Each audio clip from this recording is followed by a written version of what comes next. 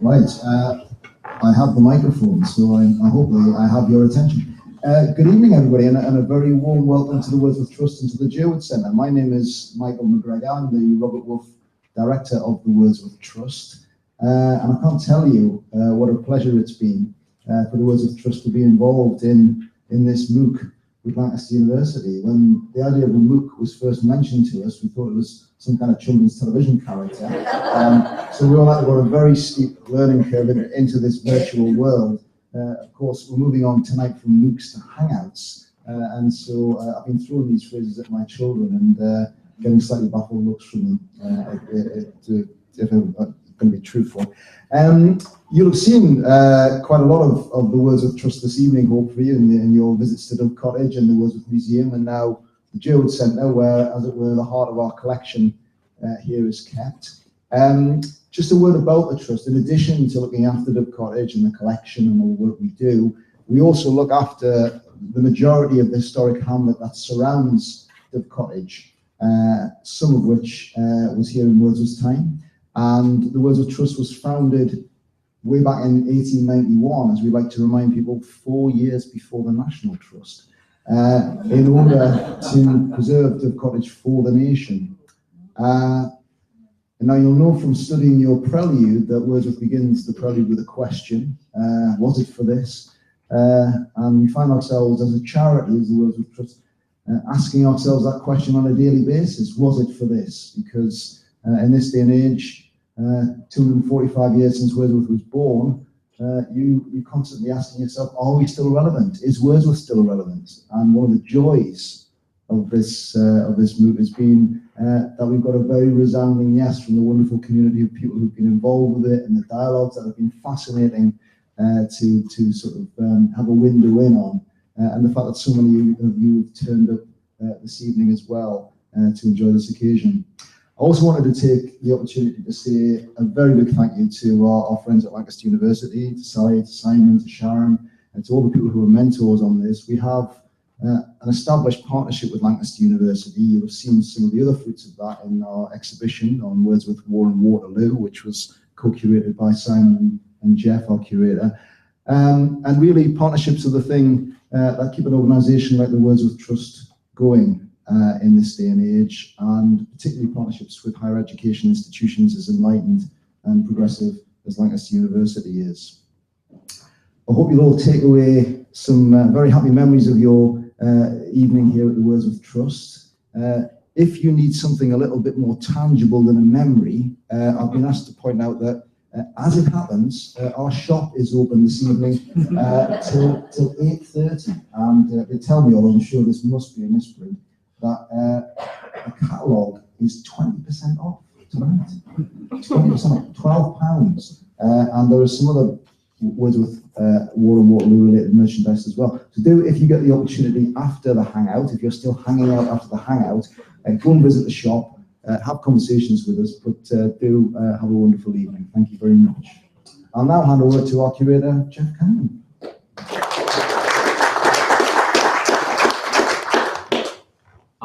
May I sit down? Is that okay? I want to explain to you all that I'm also a bit deaf at the moment. So if I don't hear your question, please shout, or I'll pass over to my colleagues. Or if I shout, or if I don't talk loud enough, please tell me. It's a real pleasure to welcome you this evening, as Michael said. And it's a great pleasure to work with Simon and with Sally. Michael mentioned that I've worked with Simon on the Waterloo. I worked with Sally maybe 10 years ago on an online project tracing the Wordsworths from Godlar to Grasmick, and that's still there. So if you've been inspired to learn a little more, look at that website. That's really good too. And thank you, as Michael said, to all the other people who've made this so good. All I had to do was turn up and speak. Everything else was done, and we simply couldn't have done it ourselves. So it's been a great project. This you'll recognise as one of the main film sets. Maybe sat just somewhere across there. You'll recognise the people. I even wore the same uniform. I hope you're impressed. So at least you recognise me. As Michael said, 1891, the trust was set up. The collection began in 1891, but it received a huge boost in 1935, and that's when the poet's grandson, Gordon Graham Wordsworth, bequeathed the family papers. So that's why here we have 90% of Wordsworth's working papers. And we've put some of them out, so the ones you'll recognise in the videos. Dorothy's journal is in a case, one of the notebooks is out there. The 1799 letter, the manuscript of the Old Cumberland Beggar is there. And then behind us, which I hope will come and look at afterwards, is the Lyrical Ballads, of course the one that we don't allow you to open, but you are able to look at it close up. And there's also the Christabel notebook that Sally talks about in the Michael film. So please come and look at these things up close. All of us have felt a great joy in this project. And the joy has come from the responses of the people who've taken part. We've been sort of uplifted and overwhelmed all at the same time. And as Michael said, you know, thinking about the power of this collection to inspire people, it's really quite something. It has to be brought alive by people like Sally and Simon, but it is a great thing, and to have it in Grasmick at the heart of where Wordsworth wrote his greatest poetry is really quite a remarkable thing to have in one place. People have done the course, as we know, to take on poetry for the first time. They're coming back to poetry from years at school. They're taking poetry to perhaps change perceptions of it, and that's been great too, to see the number of the motivations of people who have taken the course. I have to say, a couple of days after the first one, we had a couple of ladies turn up with partners in tow, perhaps reluctantly in tow, and they wanted to see the book that couldn't be opened. So we had to do it. So they never met before, but at the end of it, they gave each other a hug, and they promised to be Facebook friends. And you know, that's the power of manuscripts to create friendships like that. There's also, we need to say, I don't know whether this is going to reach her, but on the Hangout, but we had a lovely present on Monday where Diana Fothergill turned up with 10 bottles of wine for one for each of the presenters. So that was a joy as well. It will be an even greater joy. Would you like to come and take a seat at the front? Please come and join us. There's plenty of seats at the front. Yeah, please do. Please come and sit here.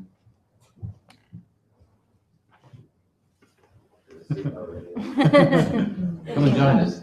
You're the one asking the questions. We don't have to. It's okay. Don't be frightened.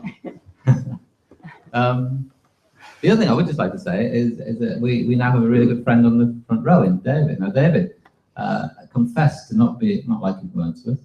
He thought that William and Dorothy treated Coleridge badly. And then he took the course, and he admitted the other day that he perhaps changed his mind on this. And not only that, but he told us that he was good at making quills from the kind of 200 years ago. And he volunteered to work with us with students at the weekend, and is now part of our activities team. And that's as a result of the book. So they're the kind of friends we like. So one of the things that we'd like to say really is let's see this as a start of how we might do things together in the future. We've invited people to join us in an email group to test ideas out, you know, as the trust goes forward, as we redevelop the museum. It would be really good to have a group of people that I could email and say, well, what do you think of this? And is this going to work? That would be brilliant if you'd do that. We're always looking for people to help deliver our events program. You will have on your chair a copy of the events program. Well, it's people like yourselves who help deliver it. So if you have a practical skill, if you're an artist or a calligrapher or things like that, and you'd like to help join us and deliver our activities, that would be fantastic too. David's already volunteered for one next year. David's our friend. Poor David. Yeah, we like David. So we really do. That's how the program comes about, because people like ourselves kindly offer their services. And the other way you can stay in touch is to become a friend. And if you become a friend, you get a quarterly newsletter, you get email newsletters too. We have a lot of behind-the-scenes events as well. And perhaps as importantly, or more importantly, you help keep this collection safe in Grasmick. You can imagine it costs quite a bit to keep the air conditioning, to keep the security, to keep the fire systems in place. And becoming a friend helps that work. So that's a plea, or an invitation, whichever. But it would be wonderful if you felt able to join us as a friend. So the questions. We would like to invite you and the people at the other end of the hangout to join in the conversation. Yeah, they're not hanging out. Are they not hanging out? We have a number of viewers, Okay. but we don't think that the questions are working. Okay. So it's up to Okay. Well, early days. here. We wondered whether you might like to, start the conversation about things like looking after the collection. Why do we have things that we perhaps don't open? The topics of the writing, the topics in their lives. Walking was a topic, wasn't it, for conversation? What it was to make a home, those kind of conversations. The style of writing, the means of creation, the continual revising of poems. How did William and Dorothy, how did they create together, if you like? So it's an opportunity to ask things that might have intrigued you, things that might have puzzled you. So while you're thinking of it, something you might like to ask, I shall ask these two a question, if I may. And that is to say that often when we receive, or when we welcome academic researchers into the library, sometimes we often talk about becoming detached from the manuscripts, being detached from the people, not being emotionally involved with the subject. And I just wondered what it was like for us these two who spent a lot of time working here. Can you remain detached working with manuscripts, particularly in the place where they were written and the people lived? Hello? Right. I think it's quite a difficult question to answer as an academic. I think as an academic, or a scholar or an editor, you're assumed to have a certain detachment, or it would be seen to be professional to have a certain detachment. And certainly as a critic, you've got to have a certain distance. But what you're also sort of learning and realizing as an academic with a particular field and a particular interest and a particular writer, in my case, that you know things without knowing them. That doesn't really make sense, but you're drawn to things without realizing why you're drawn to them. So I think across your academic career, Simon can agree or disagree in a minute, you're for us, we're both romanticists. I just thought I quite like romanticism, I'm quite good at it, and that's why I chose romanticism. But the longer I work on that subject, the more I realize, oh no, I'm so in tune. I'm so not a modernist, I'm so not a 20th century fiction person, I really am in tune with this. And it's the same for me with Wordsworth, that there are things that I sort of did, I took geography A level, which seems a long time ago, and it feels like I come right round and think, oh, I always did really like place and space, and I really liked English. And so it's sort of like there's things inside you that you've forgotten or you're not consciously aware of, and that are constantly coming out through what you're working on. So it appears like you've made just an quite a cold intellectual decision, but I don't think you do at all. So I think it's all absolutely bound together for me. Simon? Okay. I don't think I've ever felt sort of detached actually from the work that I do and from the writers that I like. Like Sally, from quite an early stage in my career, I've always admired the romantic writers, what we think of as the romantic writers.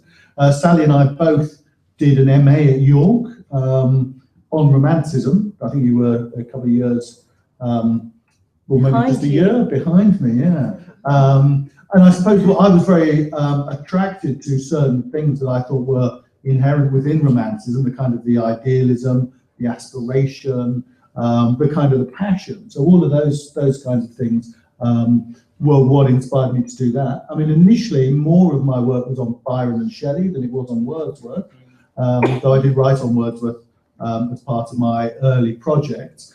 And I think, when I moved to Lancaster, Sally was already at Lancaster, I came here in 2004. When I moved to Lancaster, I mean, that was partly because of the attraction of the Gilbert Centre and Dove Cottage, and the fact that in some ways, to be a romanticist, there aren't many places better in the world, really, to study, I would say. So Sally has worked much more in this particular room than I have. Sally is much more of a scholar of manuscripts. So she maybe needs more of a sense of detachment around manuscripts than I do. I do most of my reading in editions rather than manuscripts, sometimes early editions, but most of the work I do, you can do with modern sort of scholarly editions like the Cornell. But for me, the opportunity to work with manuscripts. It gives you a very tactile, concrete connection with those writers. So I find it always a great pleasure and privilege to be here. And it does always feel like a kind of sacred place to me, and these things are relic-like, really. So I'm always amazed that Jeff will sometimes let me touch a few of these. Not all of them, of course. And I'm not allowed to open the book that can't be opened either. But yeah. But I think it's always very exciting to bring students here as well. One of the things we were seeking to create on the MOOC was we will every year bring up about 10 postgraduate students generally, and spend a lot of time in here a week with Jeff, who leads sort of immersive week for those students and for us. And so one of the things on this MOOC we were trying to recreate was that sense of what it's like to be part of those field trips, to go to the location, but also to work with the manuscripts. So I think also, you talk very well about this always, but in the MOOC as well, Jeff, that sense of the texture of thought that you kind of experience through looking at the material is always inspirational, I think. Yeah, the other thing I was going to say was it is very interesting for us working with Jeff as well, because Jeff is very modest but has an enormous bank of knowledge in his head. And I'm scared that anything should ever happen to Jeff, because he knows a ridiculous amount of stuff about Wordsworth, and he knows kind of everyday stuff much better than I do. So he knows details about manuscripts actually much better than I do. So it's very interesting for both Simon and I to, when we come up and we know a text particularly well from one direction, or we have a certain kind of knowledge, and then it meets Jeff's knowledge. And Jeff has a different kind of knowledge and a different priority. Our priority is interpretation and understanding of language and literature, and Jeff's priority is preservation. Well, not just that, but and communication. And so it's very interesting for us to meet in the middle, and I really like that. Well, I might as well say the same. Of course, that's where I learn from the people I used to. But it does occur to me that you mentioned immersive courses. That if there was sufficient demand, we could run such a course with people from the MOOC. It would only take 10 or 15 people, and we could arrange one next summer, and we could do that. We could spend a week in here. You have to work for it. That's the only thing. There's always a project, isn't there? Yeah. There's always a project at the end of it. So, but it's interpreting kind of things that we've learned.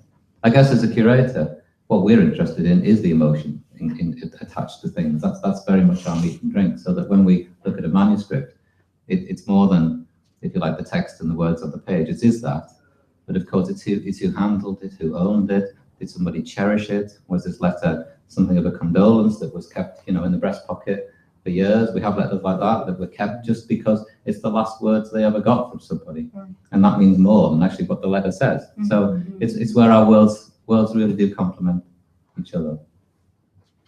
So, as are our thoughts, can we invite someone, perhaps just ask what we've got in here? Yeah, Just roughly. we've got amazing things in here.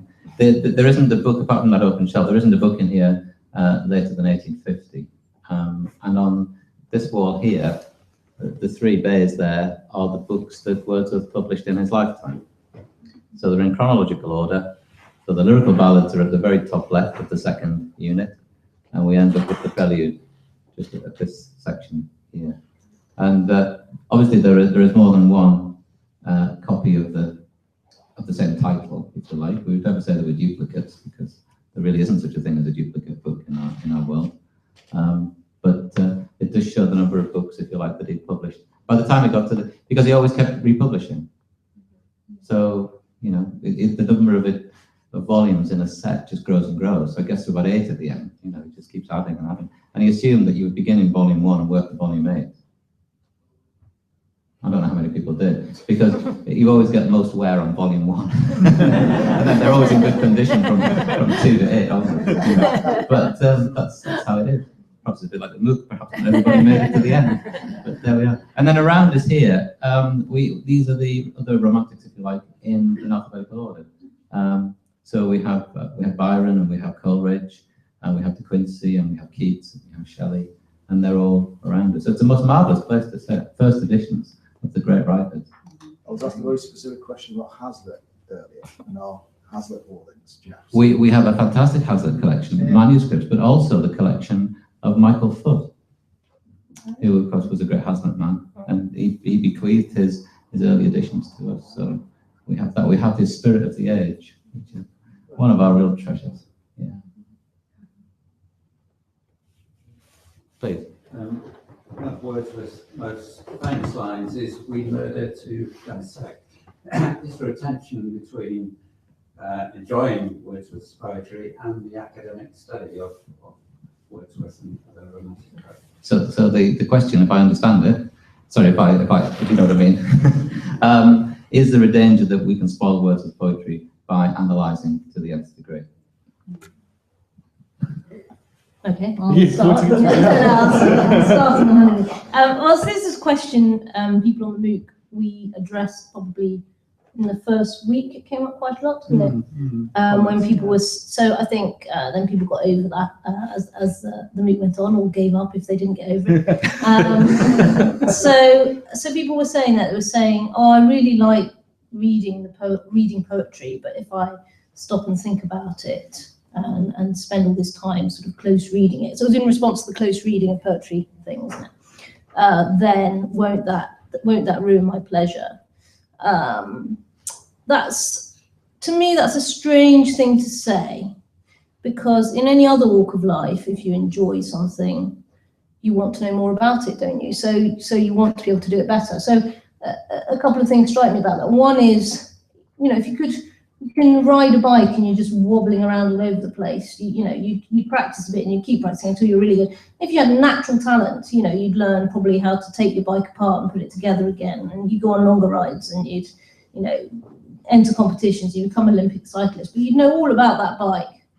I don't really see this as any different for literature. If you really want to be a good reader, which is what it's about reading and interpreting, you practice and practice and you get better and better, and you get more and more enjoyment out of it, the better you are.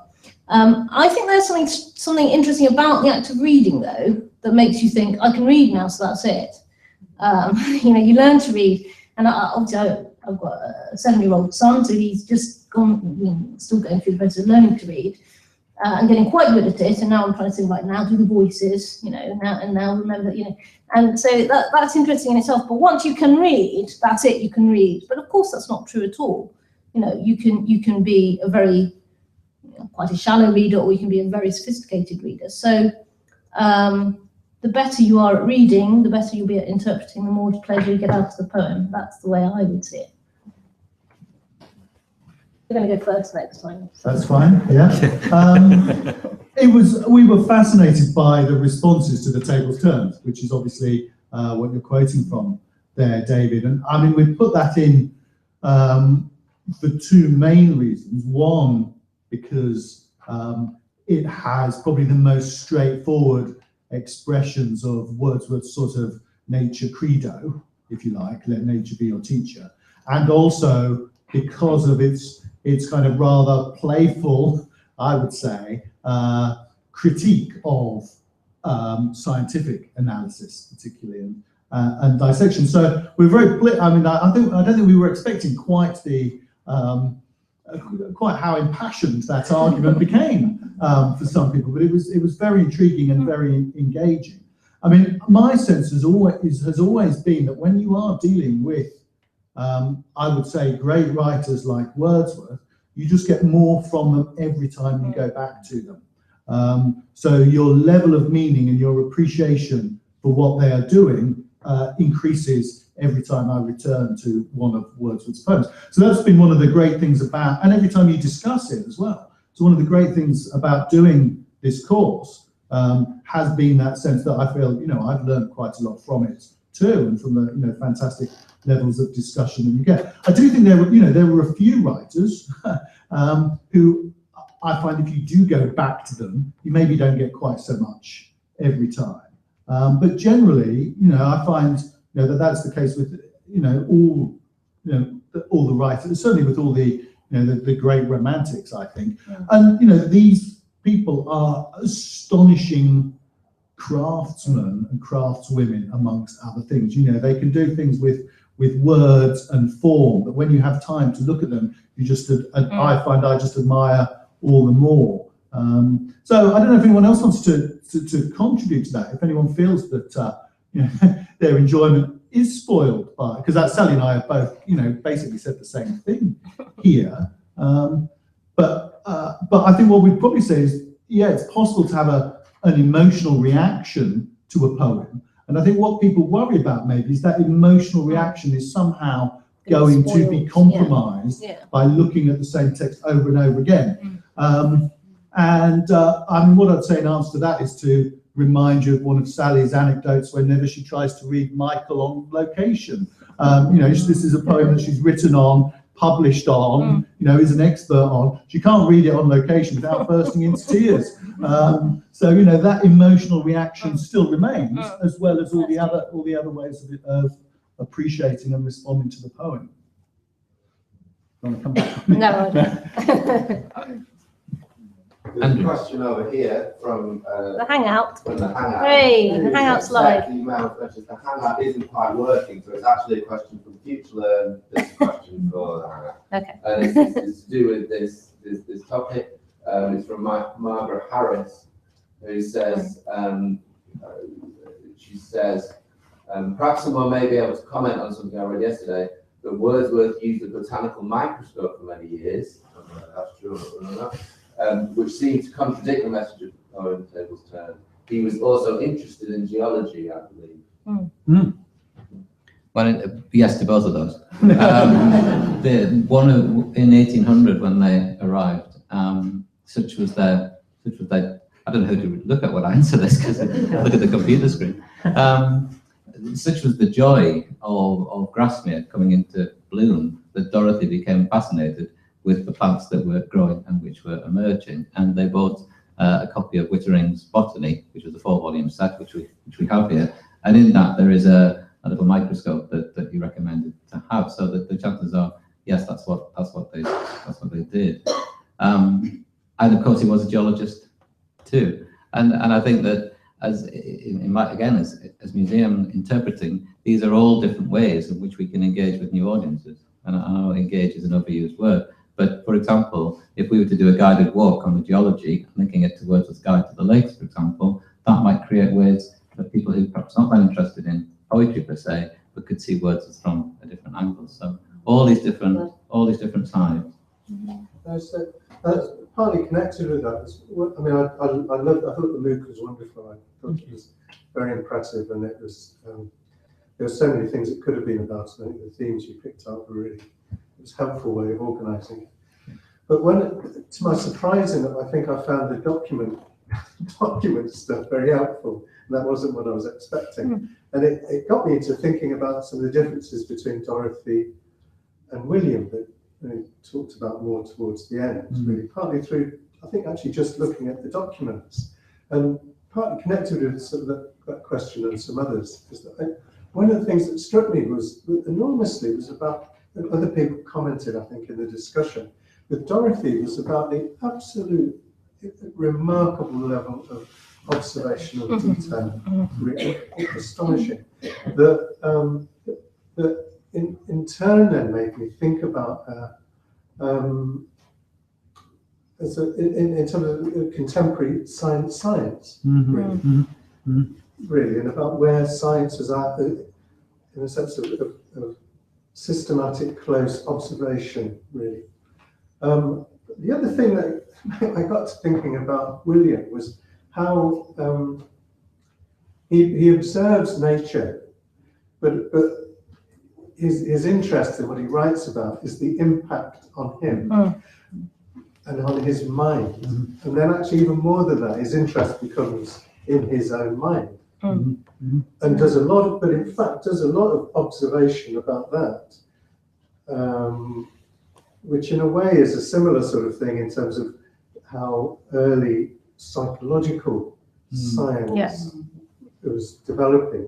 So actually, there's a lot of, I mean, maybe to being egotistical, whatever. But actually, there's a lot of observation of that process, and there are a lot of differences between them. You know, man, woman, brother, sister, prose, poetry. But two of the things that struck me that came out of actually, I think, looking at the documents, I think I wouldn't quite have got to another way. Thanks. I mean, those are really helpful comments. I'd agree with everything you say there. And I think, I mean, that is the message of, in terms of what you say about Wordsworth, that is the message of the prelude. You know, that's the point Wordsworth gets to at the end of the 13-book prelude, that as he says to Coleridge, you know, the earth on which they live is beautiful, but the mind of man is even more beautiful. So there's not a kind of depreciation of the natural world, as you're saying. You know, there is an appreciation of the natural world itself and of the world of nature, but there's this commitment to the imagination as something that is even more powerful than that. And you know, that's one of the things that, you know, there is a kind of critical tradition towards Wordsworth for that. And you know, and there's a degree of Keats picking up on that when he uses that phrase, the egotistical sublime. You know, even though he won't have read the prelude, there is that sense, you know, that Wordsworth is, as you say, interested in the self and the power of the self. And I think that is very different from Dorothy's precise description, as you say. Yeah, so I would agree. Yeah, or yes, Wordsworth is always interested in the way in which the mind connects to nature, and the way in which what the mind can do with that natural world. And I think probably like, you know, many writers, there's a sort of innate selfishness about being a writer or wanting to be a writer. I was talking to someone earlier in the cottage about, you know, Wordsworth's persistence and continuing to write, and his self-belief, and how that, you know, that can be seen as pride or whatever, but actually, thank God, he did have that self-belief and he kept going. So there's always a sense, you know, you can almost feel that in the journal of Wordsworth's always interested in what he can use, really, in a way. And I think all writers have to be a bit like that. You know, they're experiencing the world, but they're always experiencing the world through a filter of, you know, potential recreation of that world. And so that sort of affects where you position yourself. And Dorothy's not doing that. So Dorothy is just experiencing nature. She's not particularly interested, I don't think, in how her mind is experiencing nature or the inner state that might be created by that. She's just interested in presenting it in its fullest sort of greatest detail. And so it's a very different positioning of the self in relation to the natural world, I think. And I think that is quite gendered. Other poets do have that kind of, Emily Dickinson, if anyone's read Emily Dickinson's poetry, she's kind of interesting in that she combines those two things. So Emily Dickinson is also very interested in botanical detail and the tiny detail microcosmic life in the same ways as Dorothy, quite a female kind of response, but then she's also creating poetry out of it. But yeah, I think there's sort of two different positions in relation to the natural world that then affect what you're trying to communicate. I'll just put in a comment there. But, one of the closest, as I understand it, I may be totally wrong, as I understand it, one of the close associates of the Wordsworth group was Humphrey Davy, a fantastic scientist, but he was a very close member of the group, I believe. Well, unfortunately, Shannon Lesson couldn't be with us tonight, but you know, she did the work presented the films on Dorothy in that final week. And her current project is on Humphrey Davy. And so she's very interested in these kinds of issues. I mean, Davy corrects the proofs, doesn't he, for lyrical ballads? You know, so he's very much involved in that process of production. You know, they're very engaged with other scientists. So I think someone was asking about geology as well. There's a geology section at the end of Wordsworth's Guide, isn't there, which he gets Adam Sedgwick to write for him, doesn't he? So they are very interested in those forms of knowledge. I think Sharon's planning on doing a MOOC on Humphrey Davy in 2017, actually. So Watch out for that. Good plug. Yeah. It's nice one, Phil. It's nice to think that Davy and Scott and Wordsworth climbed Helvellyn together in 1805, and you know, again, who knows what we talked about. Next question, comment, observation. had another one from the floor actually. It was about his wife, Mary. It says, the line his wife contributed to the Daffodils poem is indeed a gem. Do we have any other samples or information about her writing talent, or are we left to speculate about the potential genius eclipsed in her husband's shade? Good question. Not at all loaded. Good question. Love letters. Well, that's exactly what I thought. Yeah, I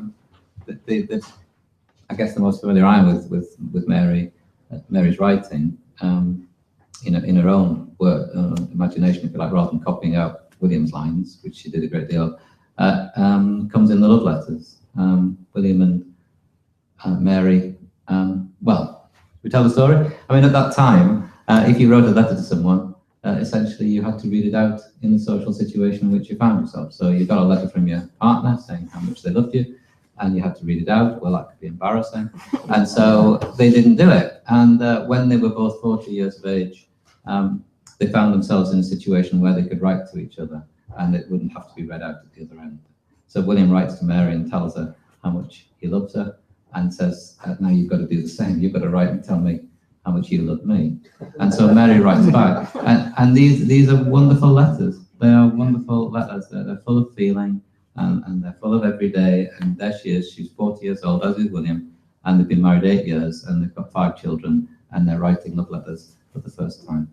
And Mary in this says something like, this has given me a new feeling. It is the first letter of love that I can call exclusively my own. And that was really quite wonderful. I'll just say something about the letters as well. I mean, we've used the letters, we've used specific letters where they're very, particularly interesting objects on the MOOC. But if you're interested in all the romantic writers actually have fantastic, absolutely fantastic letter collections. And so although we focus mainly obviously on Wordsworth's poetry and Dorothy's journal, I mean, there are multiple volumes of their letters, and they give you, if you're ever able to have a look at those, especially the early years, the first sort of big volume, you get a fabulous sense from the letters of all their personalities, and that includes William, Dorothy and Mary. And again, something that I think people have really enjoyed in the MOOC, that sort of sense of them living their lives at the same time as producing this great poetry. And there are sections in there when John dies, for example, when Wordsworth's brother is drowned, of sort of terrible letters, really just so, they're just so distraught by it, and again, in a way that we perhaps wouldn't, because that's the only form of expression you've got to people who live remotely, expressing very, very, sort of deep sense of loss and upset. So there are sort of critical points in their lives that you can centre in on the letters, or obviously the point when 2 of their children die, and Mary's away from home and she's absolutely devastated because she's not there, and Catherine dies, and so on. So I would recommend people, if you're interested, not just for the words, I'm saying Keats letters are fantastic, Byron's letters, Coleridge, that they really give you a sense of the living people behind the text as well. I mean, the question which I'd like to ask Sally and Simon is, we know, don't we, that they spend hours writing, and Dorothy and Mary would spend hours writing, and one imagines that William's at their side, directing, copy this, well, let's change a bit of that. Are we to imagine that Mary and Dorothy were just completely silent, or can we imagine that it was like a 3-way conversation, that Mary would say, don't really like that, why don't you? So they may have had a bigger influence than just those 2 famous lines that we know. Don't know whether you'd agree. Yeah. I mean, something we talked about, I can't remember which week, when I said about Mary having that manuscript, the prelude manuscript, where revisions are in her hands. So, as you say, that suggests that she has higher status than we might perhaps think. And I'd say in the early writing, again from the journal or from the letters, you do definitely get a sense of Dorothy as a very active reader. You'll be reading poetry to her, and her response is then, either encouraging him or making him think, I'll put it aside for a bit or whatever. So, obviously that's very hard to evidence from what remains. How much authority they have, or how annoyed he would get by what they might not be saying. But yes, I think surely they did have quite a lot of authority. Any other thoughts?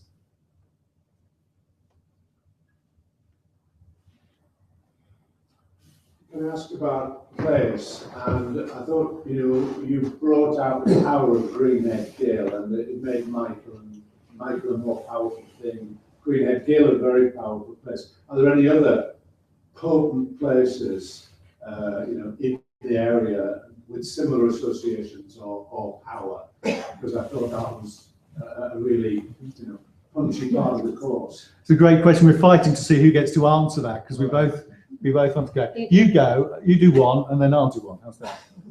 I'll talk about poems on naming places. Yeah, okay. I'll talk about home at Grasmick. Okay.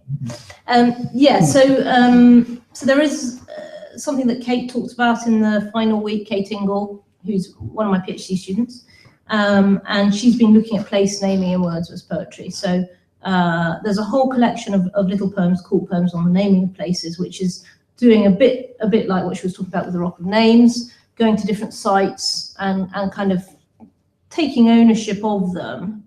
Not usually through active graffiti, which I know some of you were deeply disapproving of, usually through having a private name for that place, or naming that place after somebody. So there's a certain kind of particular activity going on there.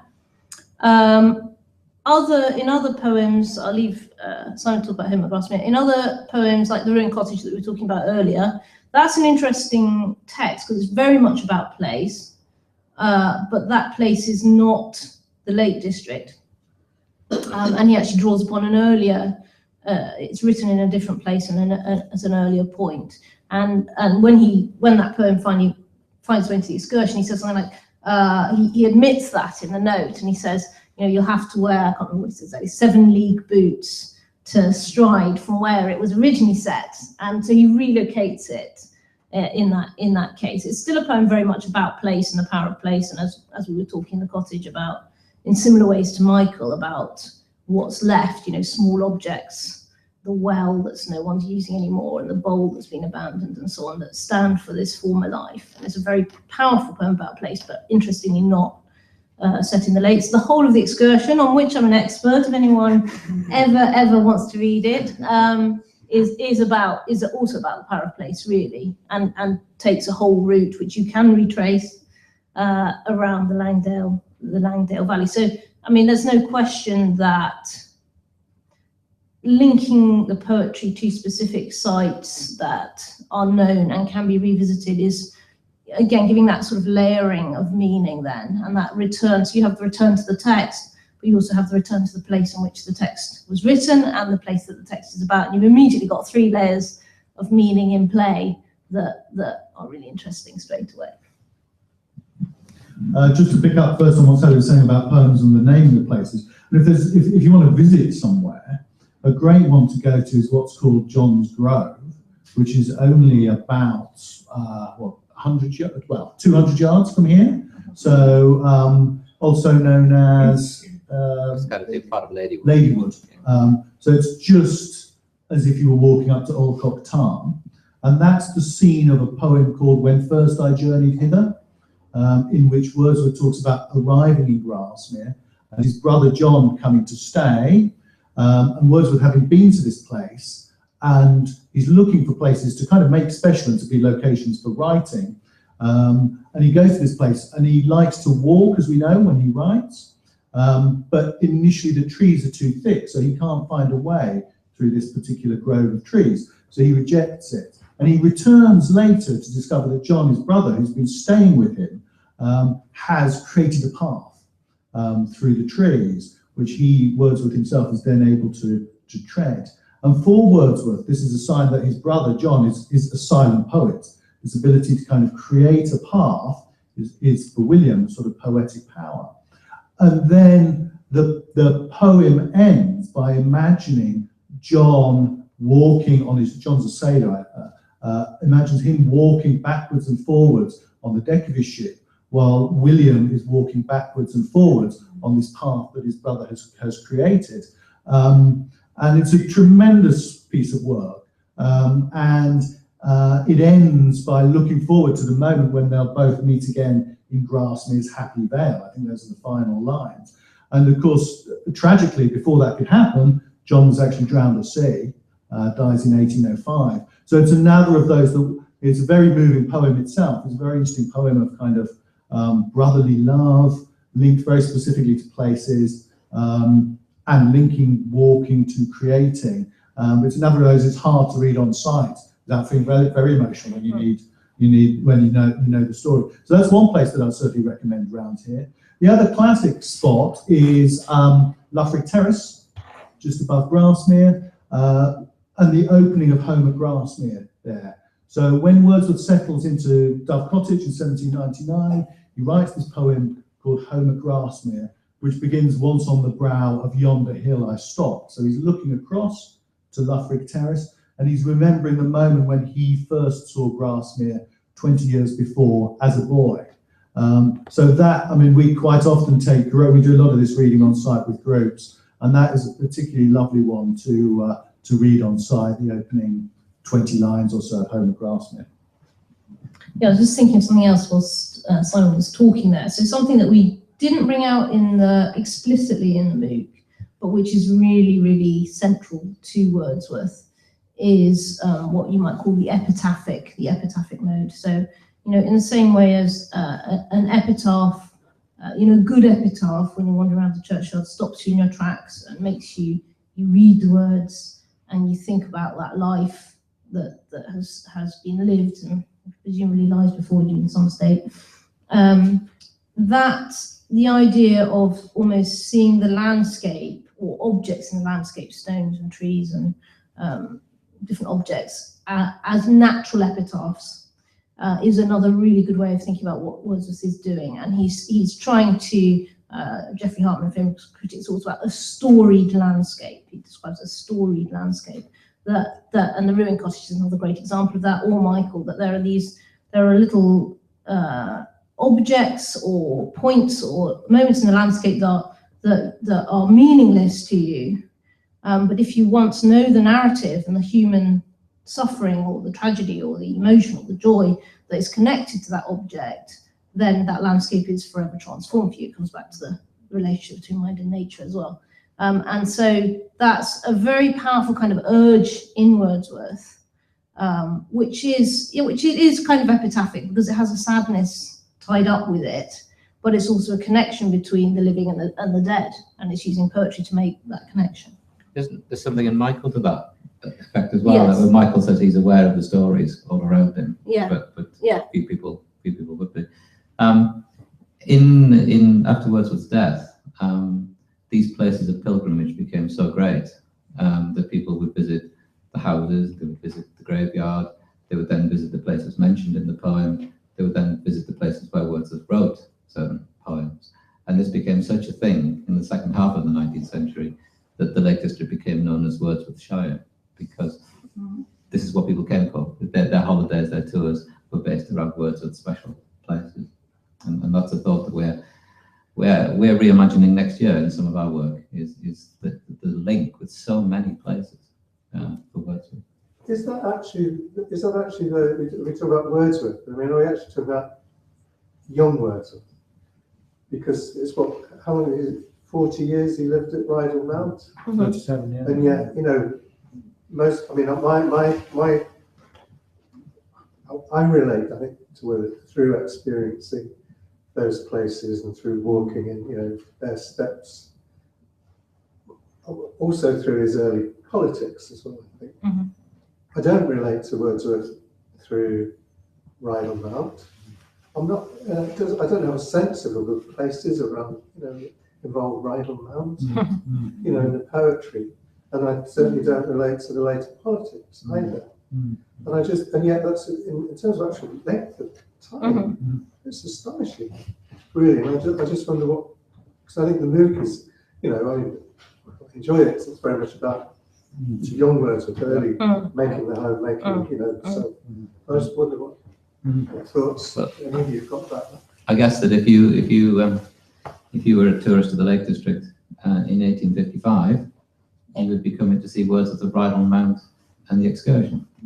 And if you come to he's the words we would like to think of Dove Cottage and the Prelude, and that's a transformation. And part of that came through when the manuscripts were kind of researched for the first time. William Knight, for example, in the late 19th century, started to realise that actually the great poetry that we read was written in the Dove Cottage years, and the Wordsworth Society was formed. And it's just a few years after that that Dove Cottage was bought. And it was a late 19th century recognition that actually the early years were the great years for the poetry. And for, I agree.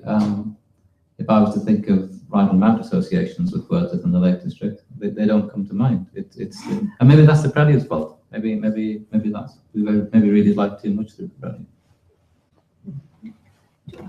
Yeah. Okay. As Jeff says, if you were undertaking your Wordsworth pilgrimage while he was still alive, you would go to Bridal Mount, wouldn't you? And you would hope to see him there, and if you're lucky, you would. And I think he complains about bits of his garden being cut away, and people sort of taking souvenirs. So that is certainly where you would go to see the grand old man, absolutely. I think the individual who really shifts the focus from Bridal Mount to Town End is Canon Hardwicke Rawnsley. I think he's one of the great early critics of the Prelude, particularly in that book Religion in English Romantic Poetry. And I think for him, what he values is the politics of the young Wordsworth. So I think it is that kind of early, almost revolutionary politics that Rawnsley is interested in. And I think I think he also values the sort of utopian element of the community that's established, almost a kind of early socialism, the utopian element of the community that's established in Grasmick. So I think there's a kind of politics that is linked to the shift from the 19th century Wordsworth, or the later Wordsworth of the Excursion, to, as Jeff says, the earlier Wordsworth of the Prelude. Yeah, it's an interesting point that Wordsworth is less place specific in his later poetry. That's quite an interesting thing to think about. Obviously, 1814 Excursion, that is very place specific, and it's set around the Langdale Valley, so it's a different area. And you've got the River Duddon sonnets, 1820, is that right? Yeah, Andrew's working on those, which is great. It's a great sonnet sequence about the River Duddon. Amongst other things, and the Guide to the Lakes, which is all about place and about thinking about place for the visitor to the lakes and different ways of responding to the landscape you live in. So that's interesting in itself, in that those interests are still there, but maybe they've gone into other, slightly other channels. Jeff, can you tell the great story about the guy in the carriage and the Guide to the Lakes? If I can remember it, this is one where we think we know it, and then we think, where did we hear it? But is this the one where we're thinking, where Wordsworth meets somebody in the carriage? Yeah. And he asks him what he's written? Yes. Is that the one? And he says, ask if he's written anything other than the Guide to the Lakes. Yeah, he says, oh, you're the author. So he says to us, oh, are you the author of Guide to the Lakes? And Wordsworth says, yes, I'm the author of Guide to the Lakes for 1820, which is a prose travel guide. And he says, have you written anything else? Well, I think it was the 1832 edition of Wordsworth's 4-volume set where he complained that he hadn't made a single sale in Cumberland. So his readership wasn't as great as he wanted it to be. David, have the microphone. This may be out of place, but the Wordsworths were clearly into the community. They knew people, they reacted with them.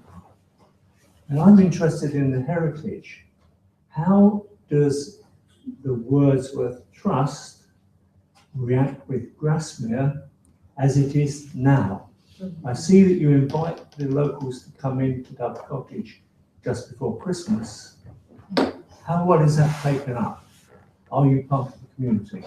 You may not answer that if you don't wish to. You're still a friend. Okay. I can answer this question a lot more comfortably than maybe 15 years ago. we have, I mean, that very topic is the subject of a PhD that someone from Leeds is doing, Anna Fleming, at the moment. And she's very interested in Wordsworth's relationship with the people living around him at the time. Were they subjects just of the poems? Did he know them as people? We know that Dorothy conversed, but who did Wordsworth talk to? And so she's spending a year thinking about Wordsworth and the poems of Grasmere and how do they relate to Grasmere population at the time. And in November, we're holding 4 Tuesday evening get-togethers to ask people now, what does Wordsworth mean to you as a Grasmere resident now? What's the relationship between Wordsworth and the community and the Wordsworth Trust, if you like, but essentially Wordsworth and the community. And I think that relationships between a museum and its community are not things to be taken for granted, and that they take time to build up through years of trust. And I would like to think that over the last 10 or 15 years that we have come to trust each other, come to know each other, come to be friends with each other. And for the last 3 years, we've had a local history group that meets in here every month. And each year we've worked towards an exhibition which has been put on in the museum. So it's Grasmere people telling Grasmere's story, and we just happen to provide the venue for that to do it and the collection.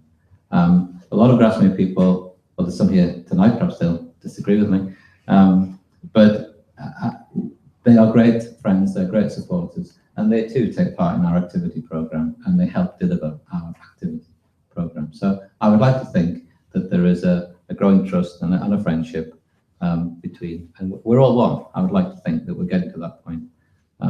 Perhaps our proudest moment is yet to come, though I don't want to take it for granted. The next exhibition that we've got coming is going to be opened by a Grasmere builder, Donald Woodburn, and he gave a map to the collection. It sparked this year's history project, and he was the man who built the museum next door in 1981. So it seems wonderful. The builder of the museum will be opening an exhibition. And I guess, I might be wrong in saying this, I can't imagine that happening 20 years ago. I think we might have different ambassadors from different countries and different VIPs, but how wonderful to have the man who built the museum to open a show in it. Does that help? Yeah. It's now about 10 to 8. Are we finishing at 8? Is that whenever? We can still mingle if people want to ask questions, but of course. They're too shy. Yeah. I've got a question for Sally before we finish. I've got one for her as well. Have you? I have a genuine question. I have too. It happened when we were walking. Shall I take the microphone? Yeah. This is a bit unfair to put her on the spot. But you did say, oh, that's a good question. Why didn't you ask me it in the film? Really brought that from my mind, yeah, which is, I mean, we are in the place where 90% of Wordsworth's manuscripts is an assiduous keeper of his manuscripts. Michael, you do make reference to one manuscript in the film of Michael, in the chat we're having about Michael, one manuscript that Wordsworth actually burns. Well, we assume burns, yeah. So, I mean, is that a one-off destruction of a manuscript, or do we know anything else about Wordsworth and the destruction as opposed to the preservation of manuscripts? You need not answer that if you don't want to. I don't know the formula. I can cheat. Some poets are very destructive with their manuscripts.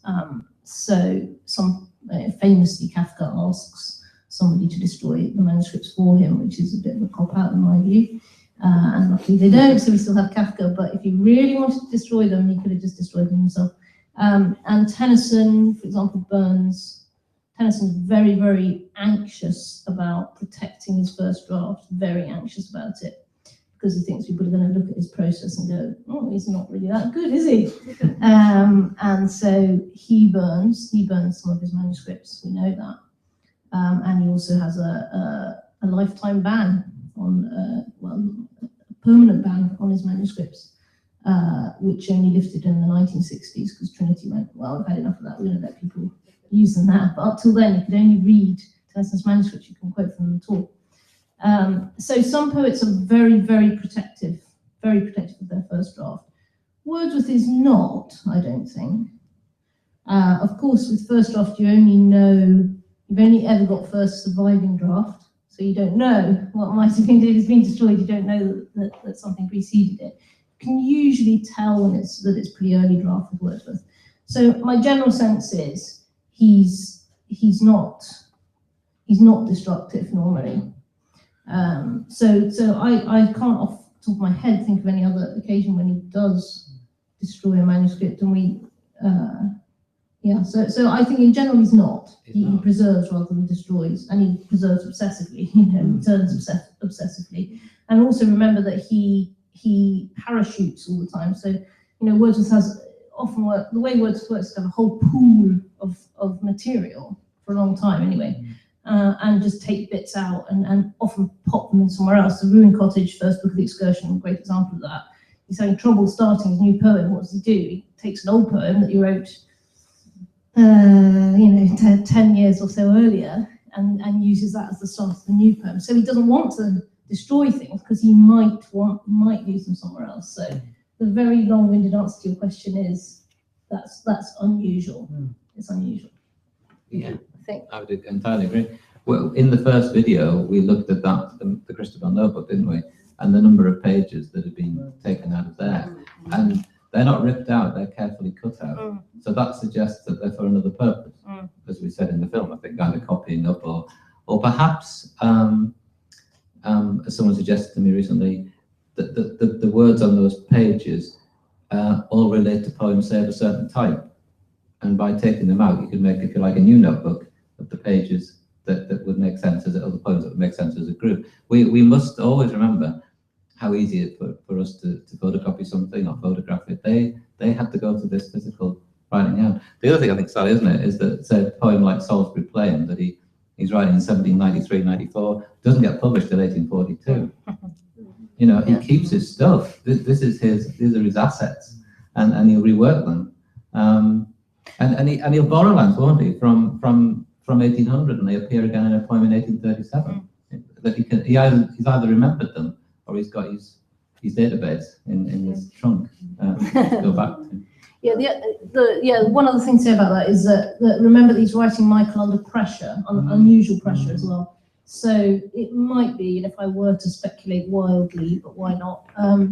It might be that he's trying to fit it. So we know we have that sample, the bit where he's writing it as a ballad, and it's a pretty bad ballad actually, from the very small sample that remains.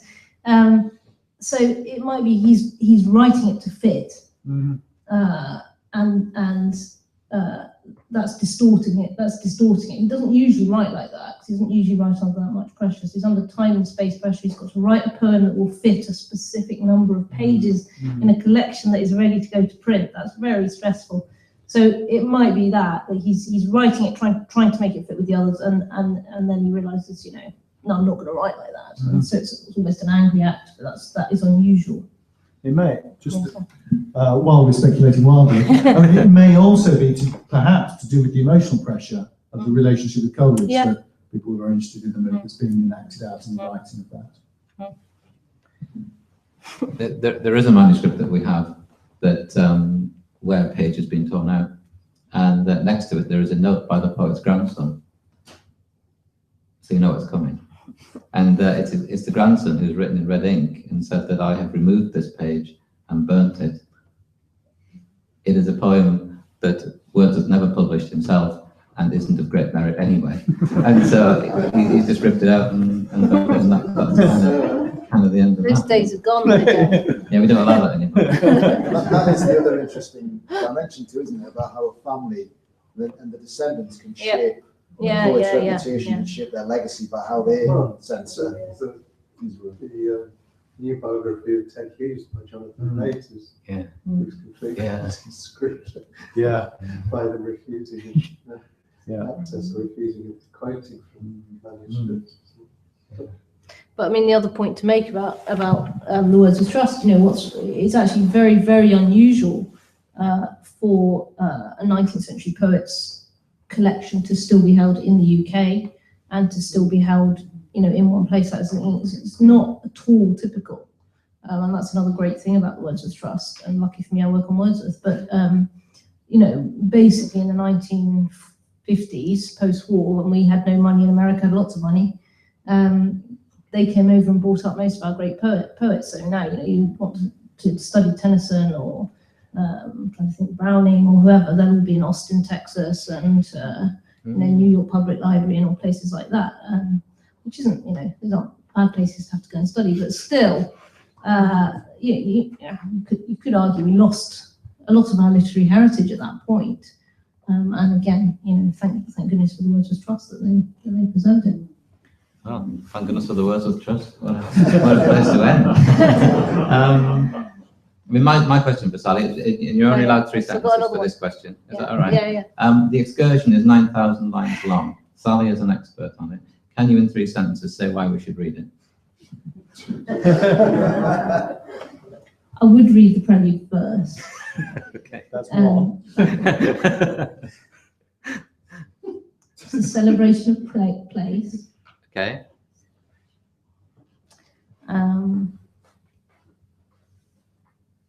And I think it's very all Wordsworthian. It is Wordsworth addressing all the subjects that are very dear to his heart. But in all honesty, if you were only going to read one long poem by Wordsworth, I would read the prelude. and that's from the expert. Yeah. And I have one more question for Simon. When Simon and I were doing the exhibition on Waterloo, we were going to display a certain book, and we found that it hadn't yet been opened. The pages, in the old books, you have to cut the pages open. And I think Simon said in seriousness at the time, well, shall we just open it and display that page? And I just wondered, Simon, if you would ask such a question again. Never. I still lie awake at night, haunted by your reaction to that. It was a very interesting example of the different approach of, say, a literary scholar and a curator. For me, the book was there. Don't say it. To be read. For Jeff, it was valuable primarily as an object. So I learned my lesson there. Sorry, that was me. It was a middle way, because you could just peer between the two. We did. I think we've got a photograph. We did. Yeah. We compromised. Okay. Well, Wordsworth himself would have just opened it with a bread knife. Well, absolutely, yeah. Yeah. A buttery one. Buttery was that, yeah. And then buy another stuff. We will stop. Please do stay a while. Please talk with us. Please look at the things in the showcases. As Michael mentioned, the shop is open. And the catalogue, the Waterloo catalogue, £12 a bargain. Really good buy. As I said earlier, please can we make this the start of something?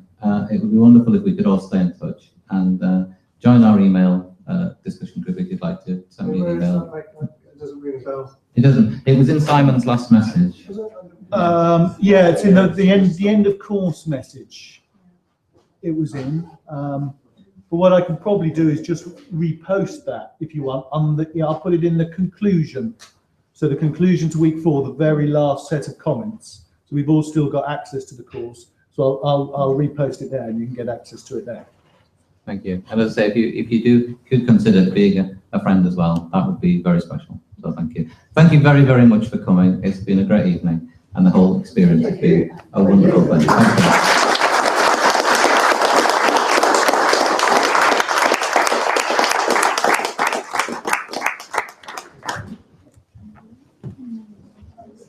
you. Thank you.